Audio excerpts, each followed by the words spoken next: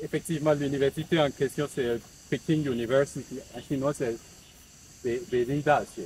C'est vraiment une prestigieuse université, top 1 en Chine et top, bon, même si certains vont le contester, je pense aux étudiants de Tsinghua, mais et aussi top 16 au monde. Donc, c'est vraiment pas n'importe quelle université. J'ai eu une admission là-bas. Voilà, mais j'ai eu aussi l'admission dans d'autres universités en Europe notamment, où j'avais postulé, et aussi dans l'université où j'étais, qui m'a donné une bourse pour poursuivre, sans mon avis d'ailleurs. Donc, mais je pense que merci à Pékin pour votre admission, merci mon université pour votre admission, mais quand Mais, même, comme j'avais dit, 5 ans c'est pas petit, donc peut-être que voilà, il convient d'aller voir mieux ailleurs, quoi.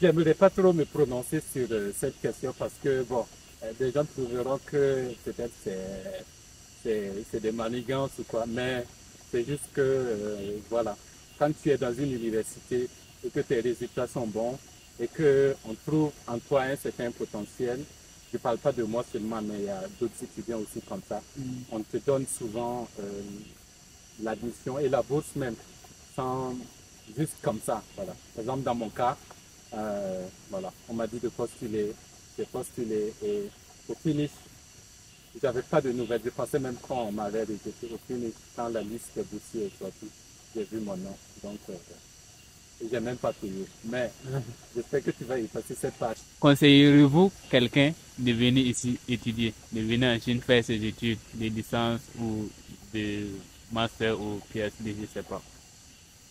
Moi, de mon expérience personnelle, quand je venais ici, j'avais deux côtés. J'avais le côté de ceux qui me disaient non, on n'y va pas. Et c'était les plus nombreux. Et j'avais le côté de ceux qui disaient oui, tu peux aller. Et c'était les moins nombreux. Mais je pense que les deux m'ont aidé à réaliser que quand tu viens ici, c'est pas en fait une faveur. Tu dois aussi te battre parce que pas croire que tu vas venir ici et tout va bien se passer. Tout peut ne pas bien se passer aussi. On a des cas comme ça. Donc je pense que si vous voulez venir étudier en Chine, il faut bien vous préparer mentalement, psychologiquement. Il faut vous dire que ça ne sera pas du donné. Mais je pense que l'expérience, moi je pense que toute expérience vaut la peine d'être vécue. Et Ouais. que si quelqu'un veut venir étudier ici, peut venir faire l'expérience de la Chine. Mais ce que je trouve aussi pas bien, c'est que c'est un peu très orienté. C'est-à-dire que quand tu viens ici, par exemple, si tu viens pour étudier le bachelor, tu vas faire une année de langue chinoise et 4 années d'études, tu vas faire tes études en chinois. Donc, alors que ça veut dire que tu n'auras pas une certaine ouverture à l'anglais. Voilà. Si tu viens aussi et que tu fais des études proprement en anglais, tu n'auras pas aussi d'autres ouvertures en chinois. Donc, je pense que c'est le problème que beaucoup ont eu ici. Donc, de ce fait-là, je pense que si il y avait la possibilité, par exemple, une proposition de venir faire l'année de langue et d'étudier en anglais, ça allait être vraiment le lieu parfait. La Chine allait être vraiment le lieu parfait pour des études. Mais du fait que ce soit anglais, soit chinois, et qu'il n'y a pas de milieu entre les deux, je pense que parfois, au finish, l'expérience n'est souvent pas très très bonne. Mais, comme j'ai dit, ça vaut la peine, le risque vaut la peine d'être pris. Et venez, si les gens ont réussi, c'est que vous aussi, vous pouvez réussir. Vous avez reçu beaucoup de prix d'excellence de la part de votre université. Pouvez-vous nous expliquer comment vous vous êtes pris, quel est le secret que vous avez utilisé pour être excellent jusqu'à recevoir beaucoup de prix de ce genre? Oui, parce que le challenge que je m'étais fixé en venant ici en Chine, c'est de continuer à exceller et à être un exemple sur le plan des études parce que par-dessus tout, je suis ici pour ça. Donc, c'est dans ce cadre que euh, ça a plutôt bien marché. J'ai reçu 4 fois le prix du meilleur étudiant de l'université sur les 4 années que j'ai passées ici. Et quand j'ai fait la graduation, j'étais aussi parmi le top 5 des meilleurs étudiants. J'ai aussi animé des conférences, j'ai aussi été dans des associations étudiantines. Mais je pense que quand vous arrivez en Chine, la première des choses à faire, même dans toutes choses, hein, selon moi, c'est de vous référer à ceux qui ont été là. Donc quand je suis arrivé, j'ai demandé dans l'administration qui était dans cette filière et qui s'y connaît bien et qui était le major de cette filière.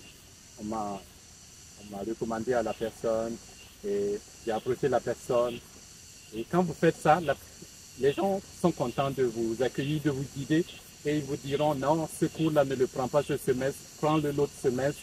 Ce cours-là, fais plus attention à cette semaine quand ils commencent à parler de ça parce que ça vient au devoir ou bien sois plus rigoureux sur ça. En fait, c'est des gens qui sont passés, qui peuvent mieux vous renseigner sur la filière et sur ce que vous étudiez. Donc, je pense que la première des choses, c'est avoir cette humilité-là et de vous approcher des gens.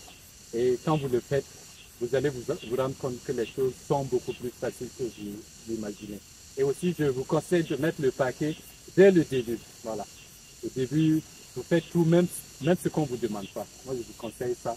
Quels sont les bons côtés de la Chine que vous voulez que votre pays puisse s'inspirer ou bien dire en termes simples, copier de la Chine?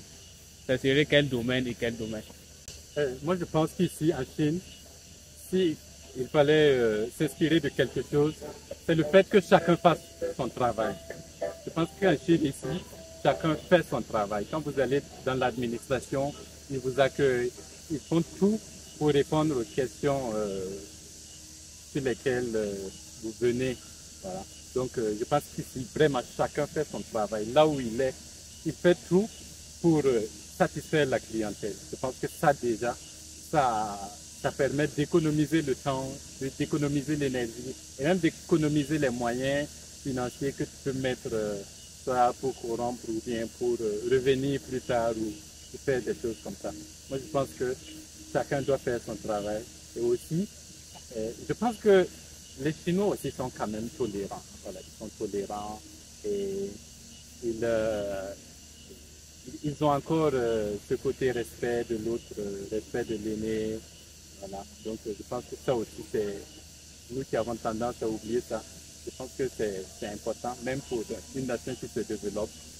Et enfin, je dirais que voilà, c'est toujours rechercher l'excellence parce que bon, vous savez que on est à plus de 1,4 milliard d'habitants ici et que si tu ne fais pas ton boulot, si tu ne recherches pas l'excellence, il y a toujours des gens qui sont là, qui guettent ta place. Donc, je pense qu'on devrait s'inspirer de ces côtés-là. Et même s'il y a aussi d'autres côtés qui sont là, qui peuvent servir de leçon. Avez-vous des amis chinois ou chinoises? Ah, quelle question. Bon, je dirais que oui, j'ai des amis chinois et chinoises aussi, voilà, pourquoi pas. Donc, parce que des gens ici, surtout au campus, les gens qui sont curieux de parler l'anglais avec toi ou de pratiquer le français ou voilà, juste être ami avec toi ou de faire le sport avec toi. Donc, dans ce cadre-là, tu peux faire de belles rencontres de personnes avec qui tu peux discuter. Tu peux aussi améliorer ton niveau de chinois quand tu as des amis chinois. Vraiment, j'ai des amis, mais bon, même si c'est pas toujours facile de trouver le bon ami, mais j'ai quand même des amis chinois et voilà. Quelle est votre expérience en termes d'interaction avec les Chinois? Comment ça se passe? Est-ce que vous avez déjà été dans une famille chinoise et voilà, comment ça s'est passé? Je pense que l'interaction avec les familles chinoises ici en Chine, c'est vraiment rare. C'est vraiment rare parce que les Chinois sont méfiants, surtout à l'endroit des étrangers et aussi, et en plus, je vais dire, à l'endroit des Africains comme nous, j'allais le dire. Vraiment, il y a cette méfiance parce que il y a d'autres, malheureusement, qui ont gardé une mauvaise image de personnes qui ont fait de mauvaises choses ici. Voilà. Donc, je pense que c'est une expérience vraiment très rare. Mais j'ai eu la chance d'avoir l'expérience dans une famille chinoise qui m'a accueilli vraiment quand je suis venu ici. Et voilà, donc qui m'a accueilli chez elle et qui m'invite souvent déjeuner, manger chez elle, qui m'invite à faire des activités dehors, par exemple visiter les parcs. Ils m'ont même pris un abonnement, par exemple, à Happy Valley, qui est un parc d'amusement ici. Et donc, un abonnement pour un mois où je ne suis même pas allé, d'ailleurs. Donc, voilà. Donc, je pense que c'est rare, mais ça existe. Et comment ça vient? Je pense que chacun a sa chance et que il y a des gens qui n'en veulent pas. Il y a des gens aussi qui en veulent. Mais quand vous voulez, bon, il faut aussi être aimable avec les gens parce qu'on ne sait pas qu'est-ce qu'on peut rencontrer. Et voilà, moi, c'est mon expérience comme ça. Quel est votre mot de fin pour conclure cette interview?